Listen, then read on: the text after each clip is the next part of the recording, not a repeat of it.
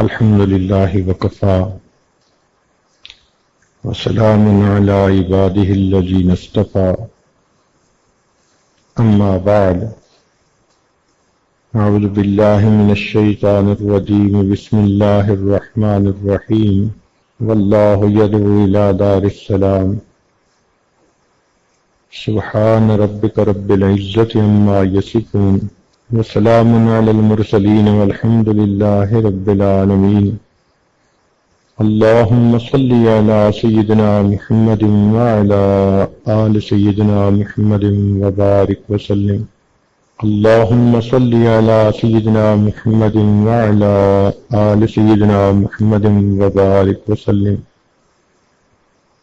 اللهم صل على سيدنا محمد وعلى آل سيدنا محمد وبارك وسلم۔ حضرت ابن عباس رضی اللہ تعالیٰ عنہ کی ایک روایت ہے، کنز العمال میں اسے نقل کیا گیا، چونکا دینے والی، دل دہلا دینے والی اور بندے کو رلا دینے والی حدیث ہے۔ امید ہے کہ آپ دل کے کانوں سے سنیں گی۔ فرماتے ہیں کہ نبی علیہ الصلوۃ والسلام نے ارشاد فرمایا، من 99 امرأۃ،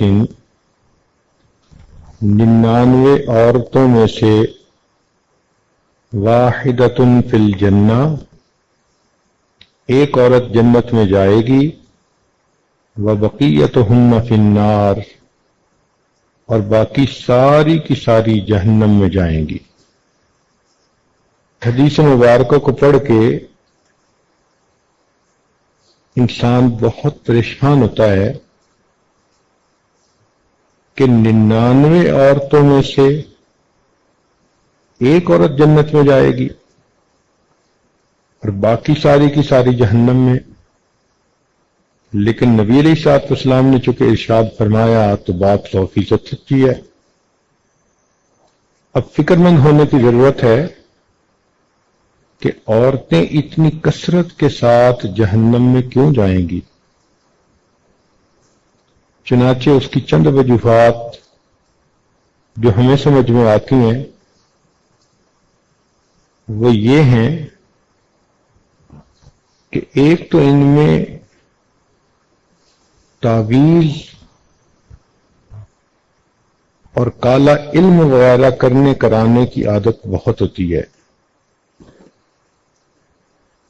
ذرا سی کوئی بات ہو تو عاملوں کے پیچھے بھاگتی ہیں، اور آج کل اکثر عامل انسان کا ایمان خراب کرتے ہیں۔ کاروباری لوگ ہوتے ہیں، ہر آنے والے کو کہتے ہیں تجھے کسی نے کچھ کر دیا ہے، اور اس عورت کے ذہن میں سٹوری پہلے سے بنی بنائی ہوتی ہے، میری پھوپھو نے کچھ کر دیا، خالہ نے کچھ کر دیا، میری بہن نے کچھ کر دیا۔ بس پھر وہ خیالی دشمن بنا کر اس کے ساتھ نفرت کرنا شروع کرتی ہیں، حتیٰ کہ بہن بھائی کے گھر کا نہ پانی پیتی ہیں نہ کوئی چیز کھاتی ہیں، قطع رحمی کی مرتکب ہوتی ہیں۔ جنات کا اثر، جادو کا اثر، آسیب کا اثر اتنا زیادہ اس کو مانتی ہیں کہ یوں نظر آتا ہے کہ جیسے اللہ کی خدائی کے اندر کوئی اور بھی بیٹھا اپنی خدائی چلا رہا ہے۔ وہ جی ہمارا کاروبار کسی نے باندھ دیا ہے۔ کتنی بیوقوفوں والی بات ہے۔ اللہ تعالیٰ کسی بندے کو رزق دینا چاہیں، ساری دنیا مل جائے اس رزق کو بند نہیں کر سکتی۔ اللہ تعالیٰ رزق نہ دینا چاہیں، ساری دنیا مل جائے اس بندے کو رزق دے نہیں سکتی۔ اللہ رب العزت قادر مطلق ہیں۔ تو یہ عقیدہ بنا لینا کسی نے جی ہمارا کاروبار باندھ دیا ہے، کس قدر واہیات بات ہے۔ ایمان کا جنازہ نکل جاتا ہے ان باتوں سے۔ इसलिए ऐसे अकीदे दिल में रख के और ऐसी बातें दिल में रख के अपना ईमान गंवा बैठती हैं। इसलिए औरतों को चाहिए आमलों के पास जाने से तौबा करें। जितनी मर्जी परेशान हो, यही सोचा करें कि या तो ये मेरे अमलों का नतीजा है या मेरे रब की तरफ से इम्तिहान है। बस इन दोनों सूरतों में मुझे तौबा इस्तिग़फ़ार करना है। अल्लाह ताला मुग़य्यरुल अहवाल हैं, वो मेरे हालात को खुद ही ठीक कर देंगे। तो अपने अकीदे को खराब कर बैठती हैं। ये एक बुनियादी वजह होती है। और फिर इसकी वजह से पता तो होता नहीं कि किसने क्या किया, लिहाजा करीबी रिश्तेदारों के बारे में दिल में कीना रखती हैं कि फलां ने कुछ कर दिया होगा, और यूं कतअ रहमी की मुर्तकिब होती हैं। एक औरत ने एक मर्तबा फोन पर पूछा, मेरी ये परेशानी वो परेशानी, मुझे लगता है किसी ने कुछ कर दिया है। तो मैंने कहा हाँ हाँ मुझे भी लगता है किसी ने कुछ कर दिया है। तो बड़ी खुश हो गई कि हजरत जी ने मेरी बात की तस्दीक कर दी। मैंने कहा कि मुझे लगता है कि आपके नफ्स ने कुछ कर दिया है। अब जब बात शुरू की कि ये इंसान के अपने गुनाहों का वबाल होता है, कुरान अजीम शान अल्लाह ताला इरशाद फरमाते हैं, मा असाबकुम मिन मुसीबतिन फबिमा कसबत ऐदीकुम, जो तुम्हें मुसीबत पहुंचती है वो तुम्हारे अपने हाथों की कमाई होती है। अब उसका दिमाग साफ हुआ, कहने लगी जी मैं तो लोगों से दुश्मनी दिल में लेके फिर रही थी, आपने मुझे समझा दिया कि असल दुश्मन तो मेरा अपना नफ्स है जो मुझे गुनाह करवाता है। तो एक बुनियादी वजह जादू टोना, तावीज जिन्नात के पीछे लग के इस किस्म के उल्टे सीधे फैसले दिल में रख लेना और ख्याली तौर पर लोगों से कीना रखना और उनकी दुश्मनी दिल में रखना। एक वजह यह भी है कि हालात से परेशान होके मज़ारात पे जाती हैं और वहां जाकर बहुत शिरकिया अमल करती हैं। ये चीज भी औरतों के जहन्नम में जाने का सबब बनती है। नबी अलैहिस्सलाम से पूछा गया कि औरतें इतनी जहन्नम में क्यों जाएंगी। नबी अलैहिस्सलाम ने दो बातें बताई। फरमाया एक तो लानत मलामत बहुत करती हैं, और वाकई छोटी छोटी बात पे कोई ना कोई ऐब जोई कर लेती हैं।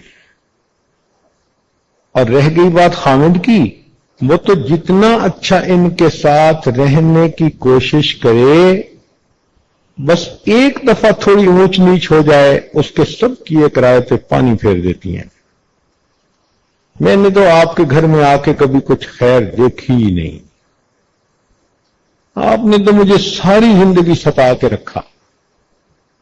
वो मोहब्बत के लम्हात, वो खुशियों के लम्हात, वो सब भूल जाती हैं, पानी फेर देती हैं।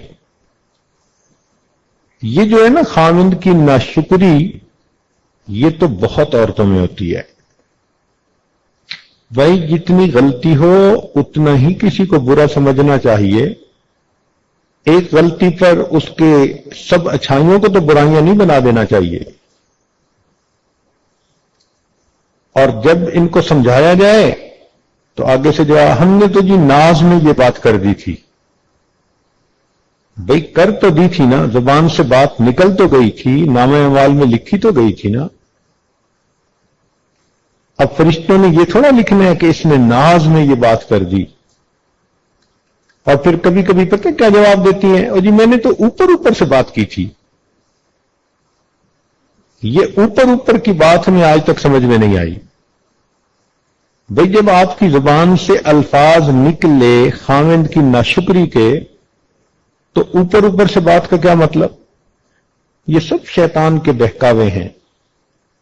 ایسی باتیں نہیں کرنی چاہیے جو انسان کے کیے ہوئے عملوں کو ضائع کر دے. یہ جو نعمت کی ناشکری ہوتی ہے اس کی وجہ سے اللہ تعالیٰ بندے کو نعمتوں سے محروم فرما دیتے ہیں. اس لیے حدیث پاک میں عورت کو ناقصات العقل کہا گیا ہے کہ عورتیں عقل کی ناقص ہوتی ہیں. اب یہ جو عقل کی ناقص کہا گیا اس کا کیا معنی؟ اس کا معنی یہ نہیں ہوتا کہ یہ بے وقوف ہوتی ہیں، عقلی اعتبار سے ان میں سمجھ نہیں ہوتی. نہ عورتیں اتنی عقل مند اور سمجھدار ہوتی ہیں کہ اچھے بھلے بندے کی سٹی کو گم کر دیتی ہیں، ٹگنی کا ناچ نچا دیتی ہیں بندے کو. عام طور پر ہم نے دیکھا کہ بچیوں کے رزلٹ میں ان کے نمبر زیادہ ہوتے ہیں بنسبت بچوں کے، تو پھر ان کو کیوں ناقصات العقل کہا گیا؟ تو اس راز کو سمجھنے کی ضرورت ہے. ناقصات العقل اس لیے کہا گیا کہ ان کے جذبات ان کی عقل پر غالب آ جاتے ہیں، لہذا جس سے محبت کرتی ہیں اتنا چاہیں گی کہ جی کرے گا کہ ساری دنیا کے لوگ مر جائیں اور گلیوں میں بس یہ چلے. اور اگر کسی سے نفرت کریں گی ذرا سی بات پہ تو جی چاہے گا یہ زمین کے اوپر کیوں ہے، ابھی زمین کھل جائے اور یہ زمین کے نیچے چلا جائے. اس قدر ان کے اندر شدت ہوتی ہے اور یہ شدت ان کے عقل کو ناقص کر دیتی ہے. یہ فیصلے اچھے نہیں کرتی. پھر چنانچہ ہم نے کئی مرتبہ یہ تجربہ کیا، اچھے خاندان کی لکھی پڑھی لڑکی اب کسی بدکار قسم کے لڑکے نے اس کے ساتھ تعلق جوڑ لیا. نہ وہ لڑکا کسی اچھے خاندان سے ہے، نہ وہ کوئی کام کرتا ہے، نہ اس کی تعلیم ہے، نہ کوئی اس کی پرسنالٹی ہے، کوئی جوڑ نہیں بنتا دونوں کا. ماں باپ سمجھا کے تھک جاتے ہیں، کہتی ہے نہیں میں نے تو اسی سے شادی کرنی ہے. اب اس کو جتنا مرضی سمجھائیں کہ بھائی اس کے پاس نہ گھر ہے نہ در ہے نہ نوکری، کہاں سے کھائے گا تمہیں کھلائے گا، سپورٹ کیسے کرے گا تمہیں، کہتی ہے بس میں گزارا کر لوں گی. تو یہ جذبات ان کے اوپر اتنے غالب آ جاتے ہیں کہ یہ فیصلے غلط کر جاتی ہیں. ذرا سی بات پہ خامد کو کہیں گی ہاں مجھے آپ چھوڑ دیں.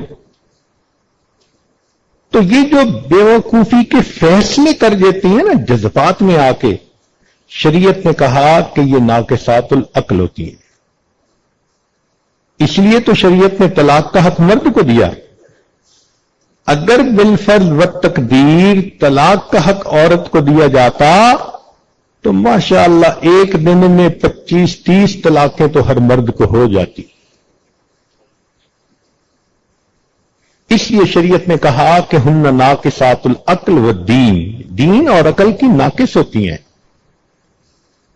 تو جذباتی فیصلے نہیں کرنے چاہیے، اللہ کی نعمتوں کی ناقدری نہیں کرنی چاہیے. خامند کے گھر میں جتنی تکلیف ہے اس کو اتنا ہی رکھیں، اور جو اس گھر میں اچھائیاں ہیں ان اچھائیوں کو برائیاں نہ بنائیں. پھر یہ کہ جب ان کی طبیعت غصے میں ہو تو ذرا سی بات پہ لڑائی جھگڑا کر لیتی ہیں. لڑنا جھگڑنا دنیا کا سب سے آسان کام. دو پڑوس میں تھی، جب فارغ ہوتی تھی کام سے تو پھر دیوار سے ایک دوسرے کو دیکھتی تھیں. ایک کہتی تھی آپ پڑوسن لڑیں، وہ کہتی تھی لڑے میری ڈیوٹی. یہ کہتی تھی جوتی لگے تیرے سر پہ، چل اننگ شروع ہو جاتی تھی دونوں کی. تو لڑائی جھگڑا کرنا کون سا مشکل ہے؟ تو یہ چیز اللہ رب العزت کے ہاں پھر عورت کا درجہ گرا دیتی ہے. ساس کے ساتھ جھگڑا بنا لیتی ہیں، نند کے ساتھ جھگڑا بنا لیتی ہیں. سگی ماں تھپڑ بھی لگا دے تو چپ کر جائیں گی، اور اگر ساس صحیح بات میں اصلاح کی خاطر بتا بھی دے، کہتے ہیں نہیں ہر وقت روک ٹوک ہی کرتی رہتی ہے. تو یہ چیز ان کے لیے جہنم میں جانے کا سبب بنتی ہے. ایک چیز یہ بھی ہے کہ عورتوں میں فجر کی نماز کا قضا ہونا یہ عادت بہت عام ہے. حتیٰ کہ نمازی عورتیں، دیندار عورتیں بھی فجر کی نماز قضا کر بیٹھتی ہیں، سوتی رہتی ہیں. اور جب بات کرو تو بچوں کے بہانے، گھر کے کام کاج کے بہانے میں تھکی ہوئی تھی، آنکھ نہیں کھلتی. خامد کہ بھئی آپ نے فجر کی نماز نہیں پڑھی، آگے سے پھر یہ نہیں کہیں گی کہ غلطی ہوئی، نہیں آپ کی بہن بڑی نمازیں پڑھتی ہے. اسی طرح بعض عورتیں زکوٰۃ کے معاملے میں غفلت کرتی ہیں. سونے پہننے کا شوق تو اتنا ہوتا ہے کہ کام کاج کرتے ہوئے کہیں گی جی مجھ سے تو آدھا کلو وزن نہیں اٹھایا جاتا، اور سونے کی باری آئے گی تو کہے گی 10 کلو سونا میرے سر پہ لاد دو. عورت کو کہے نا کہ ہم آپ کے جسم میں کیل ٹھوکیں گے، پوچھے گی کیوں؟ کہیں سونے کے ہوں گے، کہتی پھر جلدی کیوں نہیں کرتے؟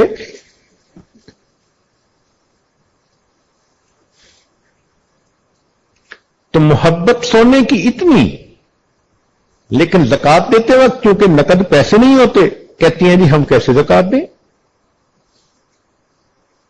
تو زکات کے اندر غفلت کرنا جہنم میں جانے کا سبب. اب جن عورتوں پہ زکات ہوتی ہے ان کو قربانی بھی کرنی ہوتی ہے، لیکن قربانی کے موقع پر اپنی طرف سے جانور کو قربان کروانا اس میں غفلت کرتی ہیں.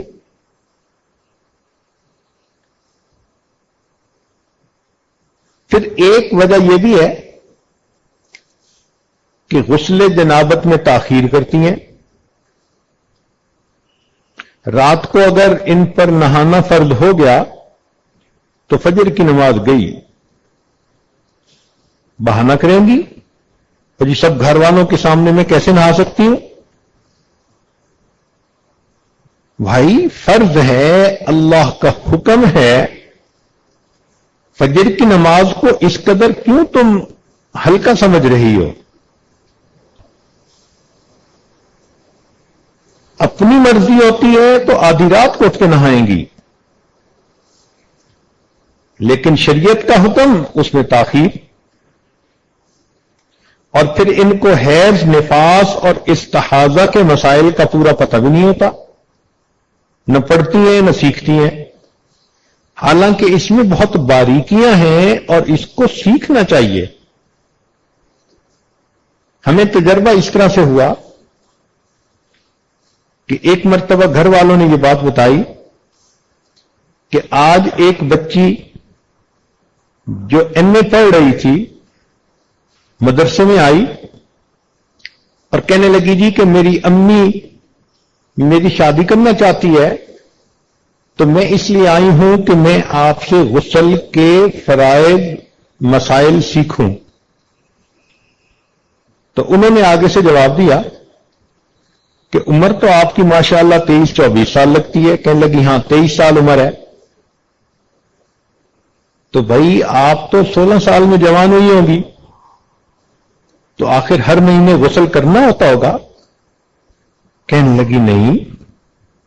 اب سوچئے 16 سال کی عمر میں یہ بچی جوان ہوئی اور 23 سال کی عمر پہنچنے تک ایم اے تو پڑھ لیا، لیکن اس کو یہ بھی پتہ نہیں کہ ہر مہینے جو ایام کے بعد انسان کو غسل کرنا ہوتا ہے وہ فرض غسل ہوتا ہے. کہتے ہیں جی غسل کی تو اب ضرورت پیش آئے گی چونکہ شادی اب ہو رہی ہے. اس کا مطلب اس نے 7 سال ناپاکی کے اندر گزارے.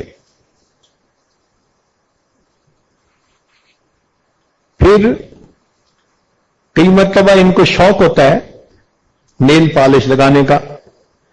جتنا مرضی منع کر لو لیپ لگاتی ہیں. حالانکہ نیل پالش کے لگانے سے نہ وضو ہوتا ہے نہ غسل ہوتا ہے, وہ تہ چڑھ جاتی ہے. لیکن یہ نیل پالش لگا کے پھرتی رہیں گی اور اسی طرح بے وضو نمازیں بھی پڑھتی رہیں گی. شریعت آپ کی مرضی کے مطابق بدل تھوڑا جائے گی, خود بدلتی نہیں, شریعت کو بدلنے کی کوشش کرتی ہیں. کئی عورتوں کو لپسٹک لگانے کی بہت شوق ہوتا ہے. ویسے یہ بات ہے کہ جب لگاتی ہیں تو محسوس ایسے ہی ہوتا ہے کہ شیرنی کسی کا خون پی کے آئی ہے. اب لپسٹک کے اوپر وضو نہیں ہوتا, مگر نہیں مانے گی اور جی میں اس کو صاف کر دوں گی. عالمہ بچیاں یہ جواب دیتی ہیں اور موقع پہ صاف بھی نہیں ہوتی. تقریبات میں جاتی ہیں, نمازیں قضا. اب چونکہ بنی سبری ہوئی ہیں, چہرے پہ لیپ لگایا ہوا ہے, ڈسٹمپر کیا ہوا ہے, تو اب یہ وہاں جا کے اگر منہ دھو لیں گی تو حقیقت تو کھل جائے گی. لہذا دیندار عورتیں جو نمازی ہوتی ہیں وہ شادی بیاہ کی تقریبات میں وہ بھی نمازیں قضا کر بیٹھتی ہیں. تو پھر یہ تو تماشا بن گیا نا. چاہیے تھا کہ پہلے وضو کرتی, بعد میں پھر اپنی تیاری کرتی اور اس وضو کے ساتھ جہاں بھی ہوتی نماز کا اہتمام کرتی. ایک غفلت پردے کے اندر, غیر مردوں سے تو بھی پردہ کر جاتی ہیں, رشتہ دار غیر محرم جو ہوتے ہیں ان سے بالکل پردہ نہیں کرتی, اور شادی بیاہ کے موقع پہ تو پھر دیندار پردہ دار عورتیں بھی پردے کو ایک طرف کر دیتی ہیں.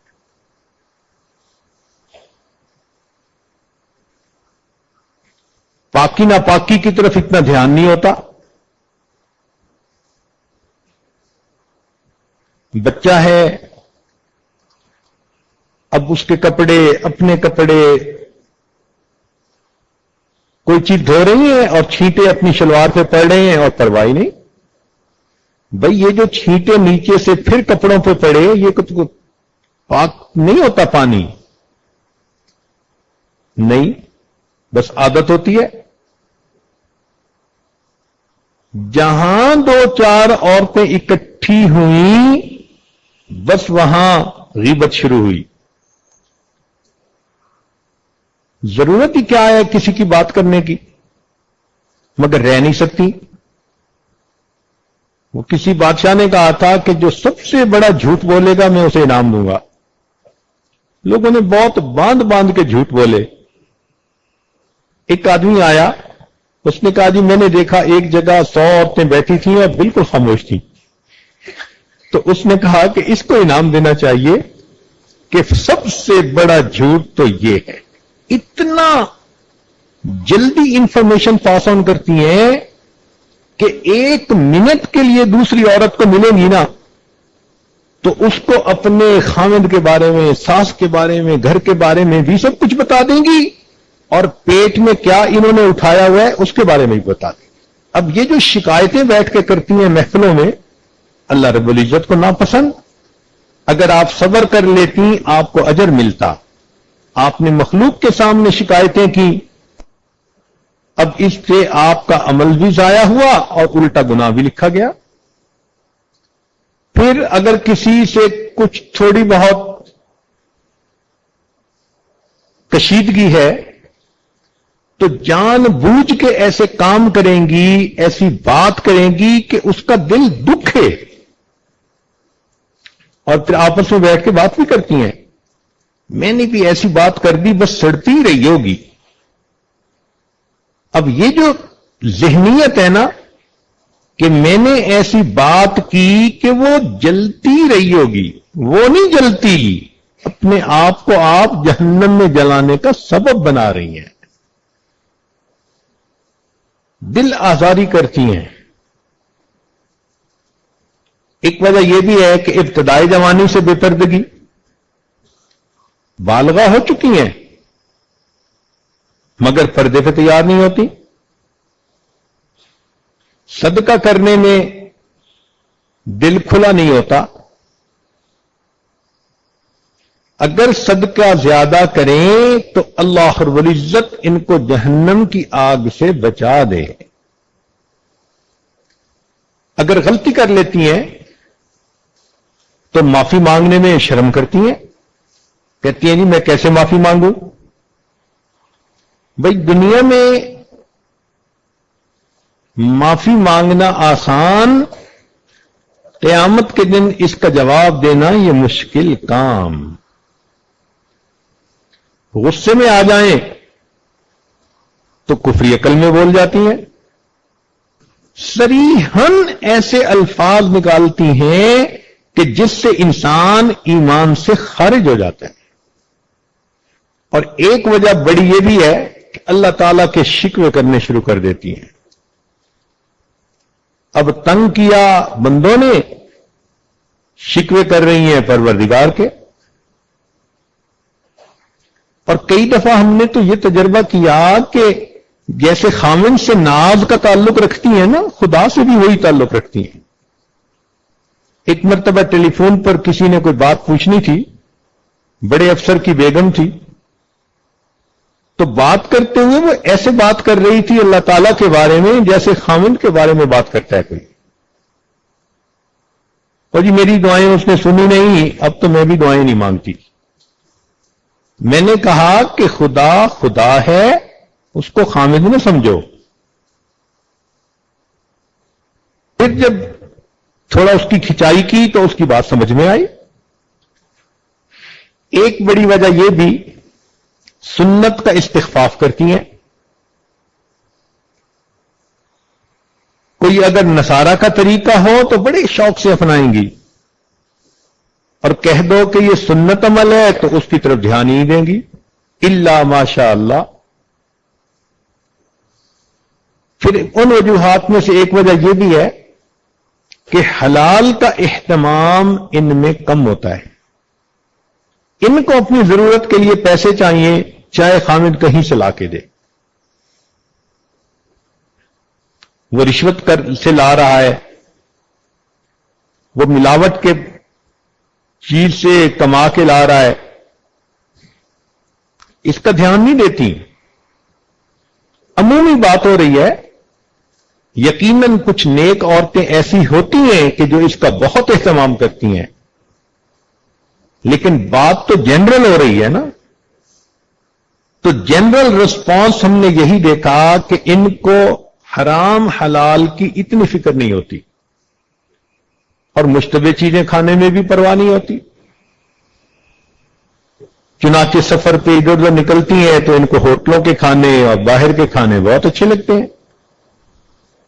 ایک یہ بھی جو ہے وہ کوتاہی ہوتی ہے کہ اللہ تعالیٰ اگر کسی بچی کو اچھے خاندان میں پیدا کر دے، مال پیسہ دے دے، اچھی تعلیم دے دے اور ساتھ حسن و جمال بھی دے دے، اب اس کا پاؤں ہی زمین پہ نہیں ٹکتا۔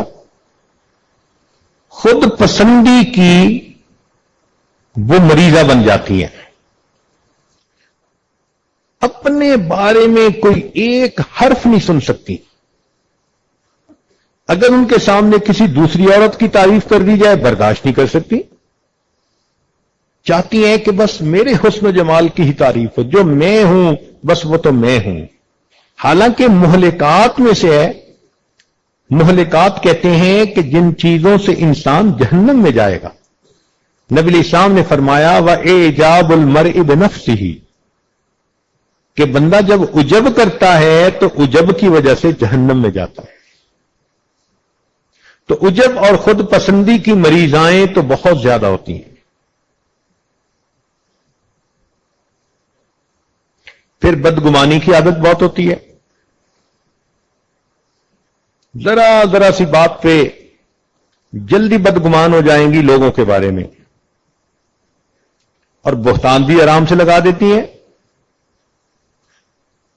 ایک اور بڑی وجہ جو شادی شدہ عورتوں میں ہوتی ہے کہ پہلے خامنے کے ساتھ جھگڑے کرتی ہیں، غصے میں اس کے ساتھ جو ہے اس کو اور جان بوجھ کے غصہ دلاتی ہیں، اور پھر وہ ایسے لفظ بولتا ہے جس سے طلاق ہو جاتی ہے یا کنایا میں طلاق ہو جاتی ہے. چپ کر جاتی ہیں، کسی کو نہیں بتاتی، اور اسی کے ساتھ رہ رہی ہوتی ہیں. اب خاوند تو جاہل ہے، اس کو تو پتہ نہیں دین کا،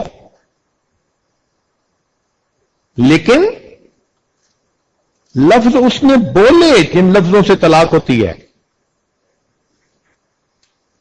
اب شریعت کا مسئلہ تو یہی ہے کہ اگر خاوند کہہ دے کہ مجھے تیری ضرورت نہیں، چلی جا یہاں سے، تو یہ کنائے میں طلاق ہے. اور کئی مرتبہ اگر وہ نام بھی بول دے کہ میں نے تجھے طلاق دے دی تو بھی نہیں بتاتی، اور اسی کے ساتھ رہ رہی ہوتی ہیں. حدیث پاک میں آتا ہے قرب قیامت کی علامت ہے کہ مرد اپنی بیویوں کے ساتھ زنا کریں گے. تو یہ بات سمجھ میں نہیں آتی تھی کہ بیوی سے زنا کیسے. اب سمجھ میں آئی کہ طلاق واقع ہو چکی، لیکن میاں بیوی راضی تو کیا کرے گا قاضی. چنانچہ ایک ملک میں مجھ سے مسئلہ پوچھا گیا، میاں بیوی دونوں نے بتایا کہ خامن نے 3 سے زیادہ مرتبہ طلاق دی، اور میاں بیوی دونوں کہنے لگے جی بچوں کی خاطر ہم اکٹھے رہ رہے ہیں پچھلے 7 سال سے. اس کا مطلب ہے کہ 7 سال سے وہ زنا کی مرتکب ہو رہی تھی. اگر کوئی خیر کا کام کرتی بھی ہے تو اللہ کی رضا کی نیت کم ہوتی ہے، اکثر نیت یہ ہوتی ہے لوگ کیا کہیں گے.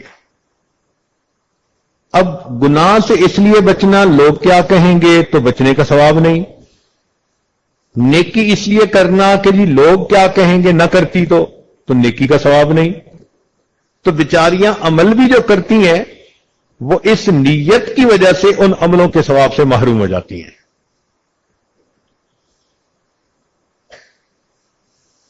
تو ان چیزوں کی اصلاح انتہائی ضروری ہے کہ اپنی کی ہوئی نیکیوں کو بیچاری ضائع کر بیٹھتی ہیں، اور اس وجہ سے پھر یہ جہنم کا جانے کا اپنا راستہ ہموار کر لیتی ہیں. تو نبی علیہ الصلوۃ والسلام کا یہ فرمان کہ من 99 امرأۃ واحدۃ فی الجنہ، کہ 99 عورتوں میں سے ایک جنت میں جائے گی، وبقیتہن فی النار، اور باقی ساری جہنم میں جائیں گی. یہ بہت آئی اوپنر ہے عورتوں کے لیے. اس لیے چاہیے کہ اپنی ان خامیوں پر نظر کریں، جہاں جہاں اصلاح ہو سکتی ہے اس کی اصلاح کریں، اللہ رب العزت سے معافی مانگیں. اللہ رب العزت بڑے کریم ہے. بندہ اپنی زندگی میں جب بھی کسی بات کا احساس کر لے اور اللہ کے دروازے پر آ کر معافی مانگے، رب کریم اس کے گناہوں کو معاف فرما دیتے ہیں. بات چل رہی تھی ان اعمال کی کہ جن کے کرنے سے عورتیں جنت میں اپنا گھر بنا سکتی ہیں. ان میں سے ایک چیز ہے دوسروں کے ساتھ ہمدردی کرنا، دوسروں کے ساتھ حسن سلوک کا معاملہ کرنا. توجہ فرمائیں، ان اعمال میں سے ایک عمل دوسروں کے ساتھ ہمدردی کا سلوک کرنا، دوسروں کے ساتھ خوش خلقی کا سلوک کرنا. یہ خوش خلقی، اچھے اخلاق، یہ ایسی نعمت ہے کہ انسان کو جنت میں پہنچا کے چھوڑتی ہے۔ چنانچہ ایک دو حدیثیں ذرا سن لیجئے، پھر بات آگے بڑھائیں گے۔ عن ابی ہریرہ رضی اللہ تعالی عنہ عن النبی صلی اللہ علیہ وسلم ان رجلا رأى كلبا يأكل الثراء من العطش، ایک آدمی نے ایک کتے کو دیکھا جو گیلی مٹی کو چاٹ رہا تھا پیاس کی شدت کی وجہ سے، یعنی وہ بہت پیاسا تھا، پانی قریب کہیں اویلیبل نہیں تھا، تو زبان نکلی ہوئی تھی اور وہ گیلی مٹی کو بار بار چاٹتا تھا۔ جب اس بندے نے یہ دیکھا فَأَخَذَ الرَّجُلُ خُفَّهُ فَجَعَلَ يَغْرِفُ لَهُ حَتَّى أَرْوَاهُ فَشَكَرَ اللَّهُ لَهُ، اس بندے نے اپنا جوتا اتارا اور اس کو برتن بنا کر اس میں کہیں سے پانی لایا اور اس کو پلایا۔ جب کتے نے پانی پیا اور اس نے آواز نکالی فَأَدْخَلَهُ الْجَنَّةَ، اللہ نے اس بندے کو جنت عطا فرما دی۔ کتے پیاسے کتے کو پانی پلانے پر اگر جنت مل سکتی ہے تو پیاسے بندے کو پانی پلانے پہ جنت نہیں ملے گی، بھوکے بندے کو کھانا کھلانے پہ جنت نہیں ملے گی، کسی پریشان حال بندے کی پریشانی مٹانے پر جنت نہیں ملے گی۔ یہ بخاری شریف کی روایت تھی مرد کے بارے میں۔ ایک اور بخاری شریف کی روایت سن لیجئے، حدیث مبارکہ۔ حدیث پاک میں آتے ہیں غفر لامرأة مؤمسة، ایک زانیہ عورت بنی اسرائیل کی، اس کی مغفرت ہو گئی۔ حدیث پاک میں صاف لفظوں میں لکھا ہے کہ بدکار عورت تھی، بد کردار عورت تھی، زانیہ عورت تھی، اس کی اللہ رب العزت نے مغفرت کر دی۔ مرت بقلب علی رأس رکی، وہ گزر رہی تھی، اس نے ایک کتے کو دیکھا ایک کنویں کے پاس، یلحسو، وہ اپنی زبان نکال رہا تھا پیاس کی شدت کی وجہ سے، کاد یقتلہم العطش، ایسے لگتا تھا کہ پیاس کی شدت کی وجہ سے یہ مر ہی جائے گا۔ ففزت خفہا، اس عورت نے اپنا جوتا نکالا، فاوسقتہ بخمارہا،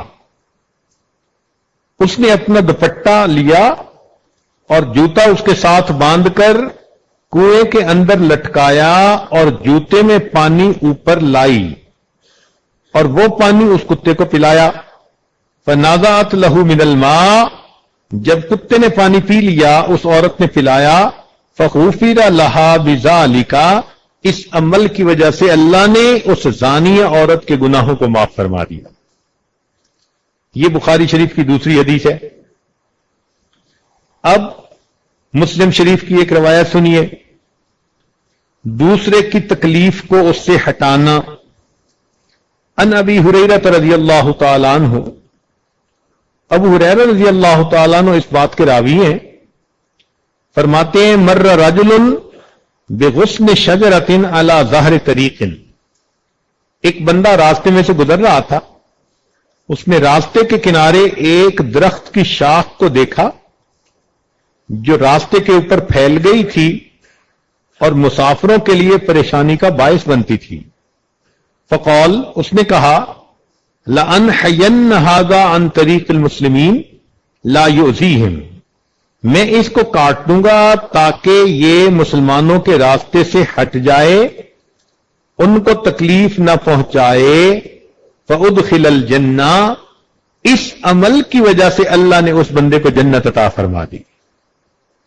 تو ان تین احادیث سے یہ بات سمجھ میں آئی کہ انسان کسی کی پریشانی کو دور کر دے، کسی کی بھوک پیاس مٹا دے، کسی کے ساتھ ہمدردی کر دے، اچھا سلوک کر دے، تو یہ خوش اخلاقی، ہمدردی، یہ دوسروں کے لیے تڑپنے والا دل اللہ رب العزت اس کے لیے جنت میں جانے کا سبب بنا دیتے ہیں۔ لہذا آج اپنے دلوں میں یہ ارادے کیجئے کہ ہم آج کے بعد کسی کی تکلیف کو دیکھ کر پوری کوشش کریں گی کہ یہ تکلیف اس کی ختم ہو جائے۔ گھر کے اندر جتنے افراد ہیں ان کا دل خوش رکھنے کی کوشش کریں گی، ان کی دل آزاری نہیں کریں گی، ان کے غم بانٹیں گی، کوشش کریں گی کہ اللہ کے بندوں کو تکلیف نہ ہو، پریشانی نہ ہو۔ تو اس خوش خلقی کی وجہ سے جب ملیں گی عورتوں سے تو کشادہ چہرے کے ساتھ ملیں گی، ان کی عیب جوئی نہیں کریں گی، ان پہ الزام تراشیاں نہیں کریں گی، بلکہ حد الوسع کوشش ہوگی کہ ہماری ذات سے دوسروں کو خیر ملے، ہمارے شر سے اللہ کی بندیاں بچ جائیں۔ اب اس خوش اخلاقی، ہمدردی کے کیا فضائل ہیں، اس بارے میں آپ نبی علیہ الصلوۃ والسلام کی احادیث کو سنیے اور پھر فیصلہ کیجئے کہ یہ خوش خلقی جنت میں جانے کا سبب کتنا بنتی ہے۔ چند احادیث سنائی جائیں گی، ہوش کے کانوں سے سنیں اور ان کو اپنائیں اور پھر دیکھیں اللہ رب العزت جنت کے راستے کو کیسے ہموار فرماتے ہیں۔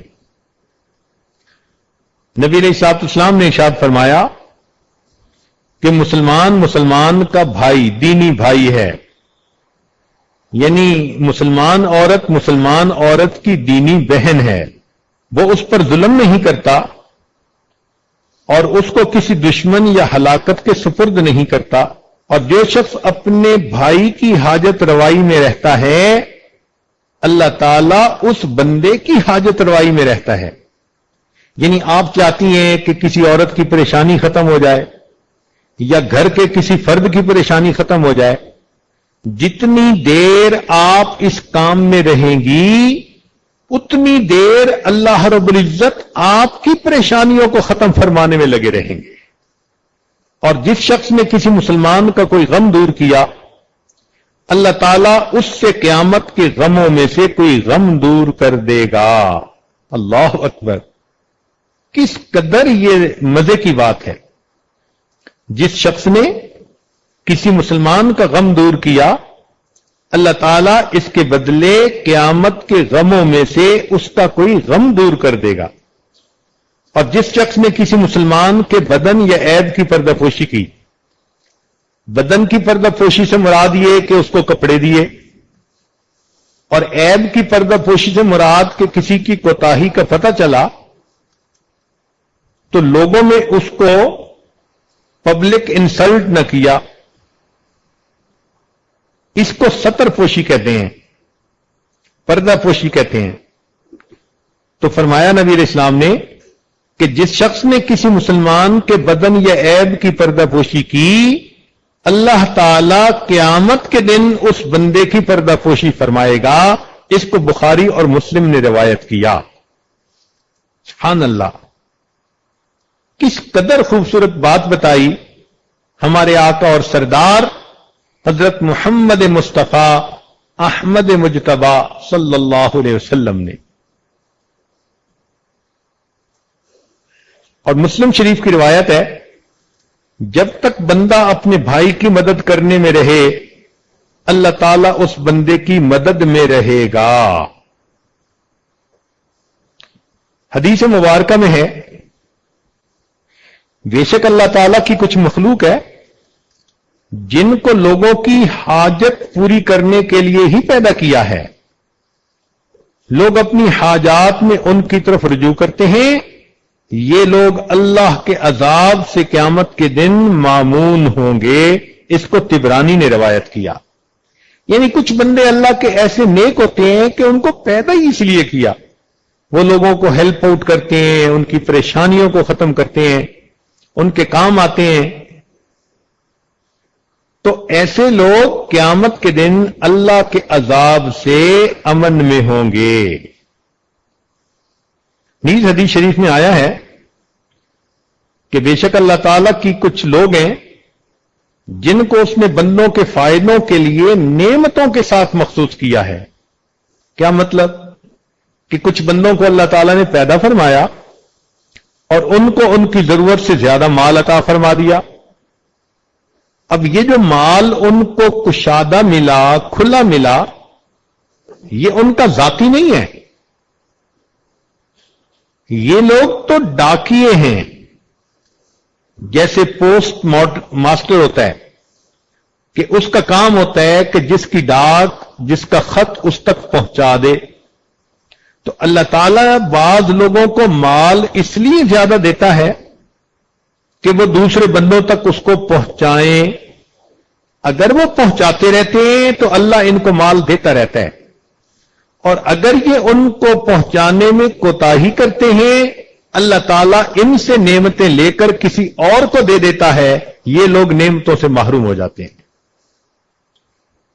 تو حدیث پاک میں ہے، توجہ سے سنیے، کہ بے شک اللہ تعالیٰ کے کچھ لوگ ہیں جن کو اس نے بندوں کے فائدوں کے لیے نعمتوں کے ساتھ مخصوص کیا.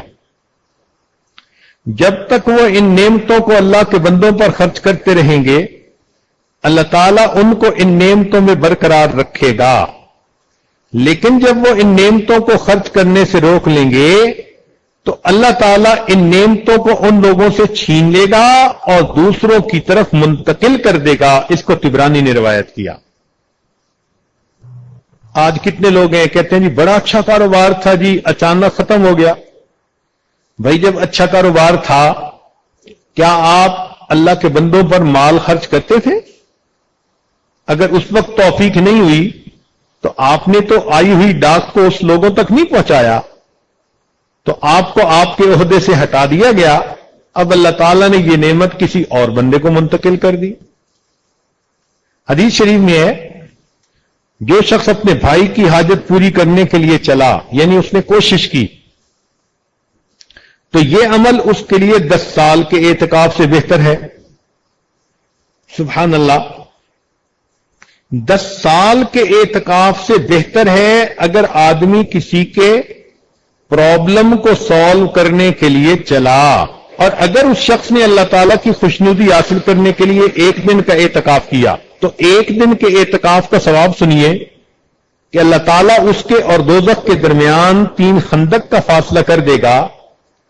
ہر خندق دوسری خندق سے اتنے فاصلے پر ہوگی جتنا زمین کے ایک کنارے سے دوسرے کنارے تک، یعنی 1 خندق مشرق اور مغرب کا فاصلہ، اور 3 خندقیں دور ہوتا ہے 1 دن کی وجہ سے. تو پھر 10 سال کے اعتکاف کا کتنا ثواب ہوگا؟ اللہ اکبر کبیرہ. اس کو حاکم نے روایت کیا. حدیث شریف میں ہے کہ جس شخص نے مسلمان بھائی کی حاجت پوری کرنے میں کوشش کی یہاں تک کہ اس کو پورا کر دیا. اب ذرا ڈفرنس دیکھیں. پہلی حدیث مبارکہ میں تھا کہ اس نے اس کی پریشانی ختم کرنے کی کوشش کی. پریشانی ختم ہوئی یا نہیں ہوئی یہ الگ بات ہے. تو کوشش کرنے پر 10 سال کے اعتکاف کا ثواب، اور اگر بالفرض کے کام مکمل ہو گیا تو اللہ تعالی اس کے لیے 75,000 فرشتوں کا سایہ کرے گا، جو اس پر اگر وہ صبح کا وقت ہوگا تو شام تک، اور شام کا وقت ہوگا تو صبح تک رحمت طلب کرتے اور دعا کرتے رہیں گے. سبحان اللہ. کسی بندے کا ایک کام اگر کر دیا تو اگر دن کے شروع میں کیا تو 75,000 فرشتے اس بندے کے لیے شام تک مغفرت کی دعائیں کرتے رہیں گے. اور اگر رات میں اس کا کام مکمل ہوا تو صبح تک 75,000 فرشتے دعا کرتے رہیں گے، اور وہ کوئی قدم نہیں اٹھائے گا. یعنی اس بندے کا کام کرنے کے لیے جو چلنا پڑا، تو فرمایا کہ اللہ تعالیٰ اس کے ساتھ ہر قدم کے ایک گناہ مٹائے گا اور اس کے ساتھ 1 درجہ جنت میں اس کا بلند فرما دے گا. اس کو ابن حبان نے روایت کیا. حدیث شریف میں ہے کہ जिस शख्स ने अपने किसी मुसलमान भाई की हाजत पूरी करने में कोशिश की, अल्लाह ताला उसके हर कदम पर 70 नेकियां लिखेगा, 70 गुनाह माफ कर देगा, यहां तक कि जहां से वो चला था वहां वापस आ जाए। बस अगर उस भाई की हाजत उसके हाथ पर पूरी हो गई, यानी वो काम इसने मुकम्मल कर दिया, तो कोशिश करने वाला शख्स अपने गुनाहों से ऐसा पाक होगा जैसा कि उस रोज पाक होता है जब उसकी मां ने उसको जन्म दिया था। अल्लाह अकबर कबीरा। कितना बड़ा ये नेकी का काम है, किसी मुसलमान के दुख को दूर कर देना, परेशानी को दूर कर देना, कि फरमाया कि उसके काम करने पर जिंदगी के पिछले सब गुनाह माफ कर दिए जाते हैं। और अगर इस कोशिश के दौरान उसकी मौत आ गई तो यह शख्स जन्नत में बगैर हिसाब किताब दाखिल होगा। इसको इब्ने अबी दुनिया ने रवायत किया। हदीस शरीफ में है कि जो शख्स अपने मुसलमान भाई के लिए किसी नेक मकसद को हासिल करने, किसी तंगी को आसान करने के बारे में किसी साहिब इक्तिदार की तरफ पहुंचा, यानी अब यह मर्दों का काम है कि हाकिम से रजू करके किसी बंदे की परेशानी को दूर करवाएं, तो फरमाते हैं तो अल्लाह ताला इसके बदले क़यामत के दिन पुल सिरात से गुजरने के वक्त उसकी मदद फरमाएगा जबकि लोगों के कदम लड़खड़ा रहे होंगे। इसको तिबरानी ने रिवायत किया। हदीस शरीफ में है सबसे अफजल अमल किसी मोमिन को खुश करना और उसकी पर्दापोशी करना या उसकी भूख को दूर करना या उसकी हाजत को पूरा करना। इसको तिबरानी ने रिवायत किया। हदीस शरीफ में है अल्लाह ताला के नजदीक फराइज की अदायगी के बाद सबसे पसंदीदा अमल किसी मुसलमान के दिल को खुश करना है। इसको तिबरानी ने रिवायत किया। यानी फर्जों के बाद सबसे बड़ा काम किसी के दिल को खुश कर देना।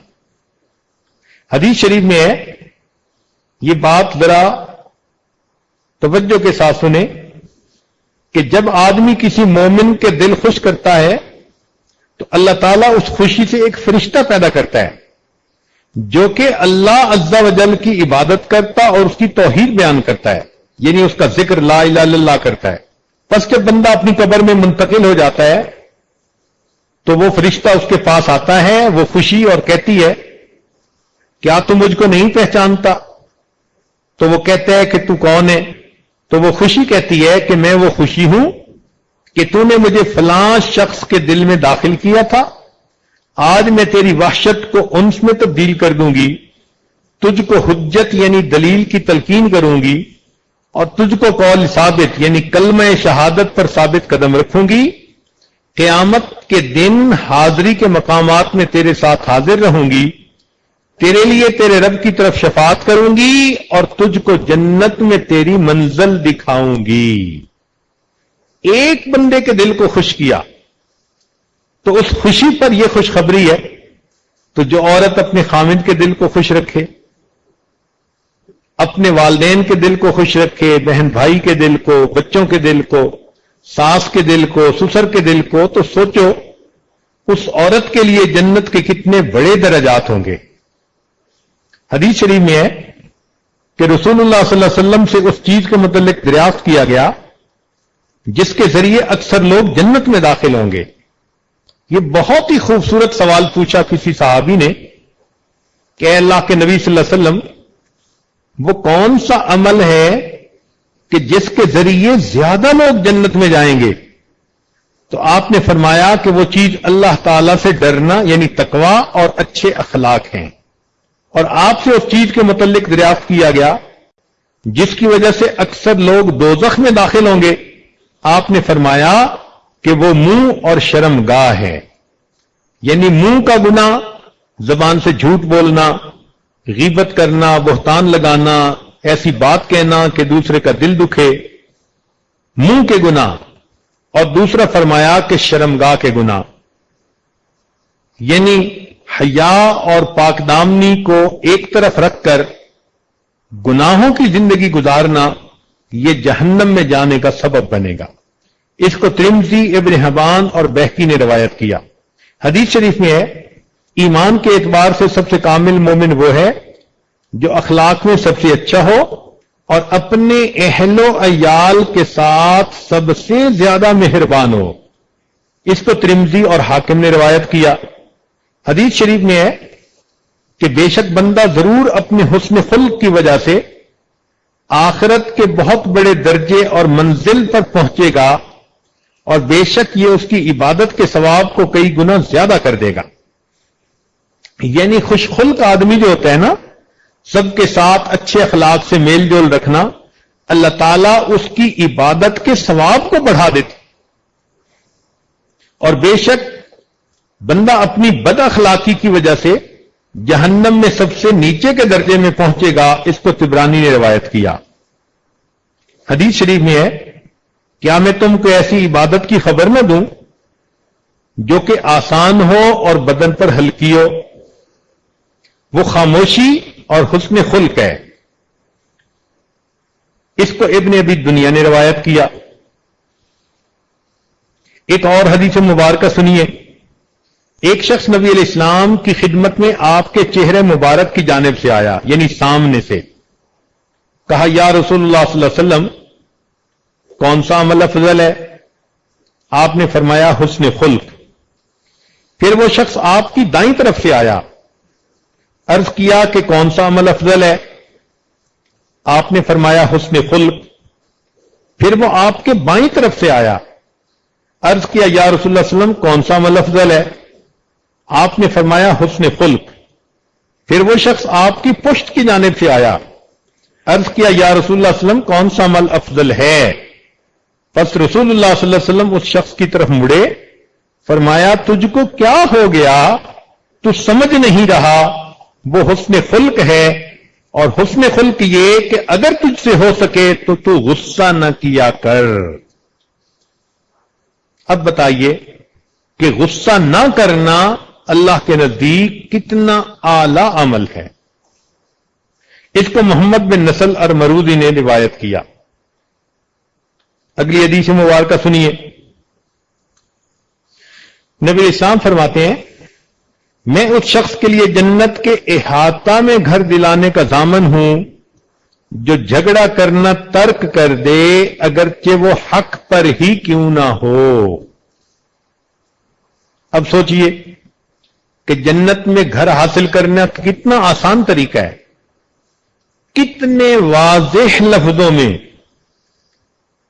لاؤڈ اینڈ کلیئر اللہ کے پیارے حبیب صلی اللہ علیہ وسلم بات سمجھا رہے ہیں کہ میں اس شخص کے لیے جنت کے احاطہ میں گھر دلانے کا ضامن ہوں جو جھگڑا کرنا ترک کر دے اگرچہ وہ حق پر ہی کیوں نہ ہو۔ تو اگر خامن سے جھگڑا تو اللہ کی رضا کے لیے بند کر دو جھگڑا، جنت کے احاطہ میں گھر ملے گا۔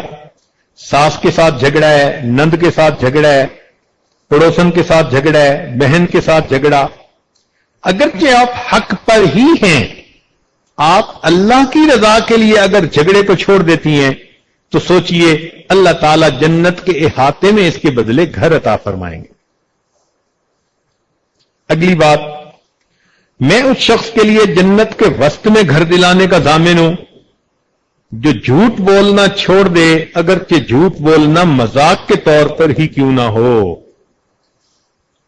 اکثر عورتوں کو دیکھا کہ جھوٹ کو دام انہوں نے بہانہ رکھا ہوا ہے، اور جی میں نے خامد کو بہانہ کر دیا، میں نے گھر والوں کو بہانہ کر دیا۔ اتنا شیطان دشمن ہے کہ اس نے جھوٹ کا نام بدلوا کر ایک خوبصورت لفظ رکھ دیا بہانہ، تاکہ بندے کو یہ بھی احساس نہ ہو کہ میں نے جھوٹ کہا۔ اور اکثر دیکھا کہ عورتیں شرم کی وجہ سے کہ جی دوسرا شرمندہ کرے گا، دوسرا مجھے نادم کرے گا، تو جھوٹ بول دیتی ہیں، اور یہ بھی ایک وجہ ہے جہنم میں کثرت سے جانے کی، جھوٹ بولنا۔ تو نبی علیہ السلام نے فرمایا کہ میں اس شخص کے لیے جنت کے وسط میں یعنی درمیان میں گھر دلانے کا ضامن ہوں جو جھوٹ بولنا چھوڑ دے، اگرچہ جھوٹ بولنا مذاق کے طور پر ہی کیوں نہ ہو۔ اور اگلی بات نبی علیہ السلام نے فرمایا، میں اس شخص کے لیے جنت کے اعلی درجے میں گھر دلانے کا ضامن ہوں جو اپنے اخلاق کو اچھا بنائے۔ اس کو ابو داؤد اور ابن ماجہ اور ترمذی نے روایت کیا۔ اب دیکھو 3 بندوں کا تذکرہ ہوا۔ ایک بندہ جو جھگڑا کرنا چھوڑ دے، جنت کے احاطے میں گھر، جھوٹ بولنا چھوڑ دے، جنت کے وسط میں گھر، خوش اخلاق بن جائے، جنت کے اعلی ترین درجے کا گھر۔ سبحان اللہ۔ تو معلوم ہوا کہ اگر ہم آج دل میں یہ نیت کر لیں کہ ہم اپنی بد اخلاقی کو ختم کر کے آج کے بعد خوش خلقی کی زندگی گزاریں گے، تو اس عاجز کو یقین ہے اللہ تعالی ہمیں جنت میں گھر ضرور عطا فرمائیں گے۔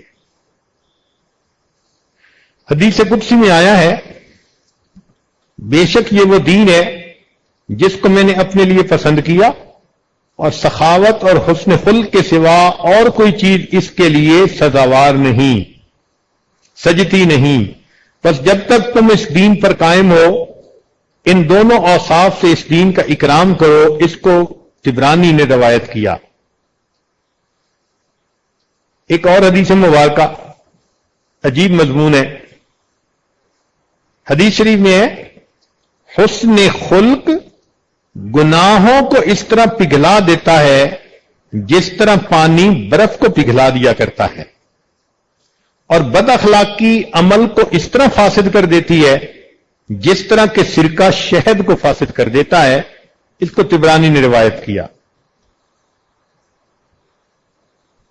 اگلی حدیث مبارکہ حدیث شریف میں ہے، بے شک اللہ تعالیٰ نرمی کرنے والا ہے اور تمام کاموں میں نرمی کرنے کو پسند کرتا ہے۔ اس کو بخاری اور مسلم نے روایت کیا۔ جی چاہتا ہے کہ یہ حدیث مبارکہ لکھ کر گھر میں کہیں لٹکا دی جائے تاکہ مرد اس کو دیکھیں اور ہر وقت ان کو یہ بات پیش نظر رہے کہ میں نے اہل خانہ کے ساتھ نرمی کا معاملہ رکھنا ہے۔ حدیث شریف میں ہے کہ بے شک اللہ تعالیٰ نرمی کرنے والا ہے اور تمام کاموں میں نرمی کرنے کو پسند کرتا ہے۔ دوسری حدیث مبارکہ وہ اور بھی زیادہ حیران کن ہے کہ بے شک اللہ تعالیٰ نرمی کو پسند کرتا ہے اور اس سے راضی ہوتا ہے، اور نرمی پر ایسی مدد کرتا ہے جو وہ سختی کے اوپر مدد نہیں کرتا۔ اس کو طبرانی نے روایت کیا۔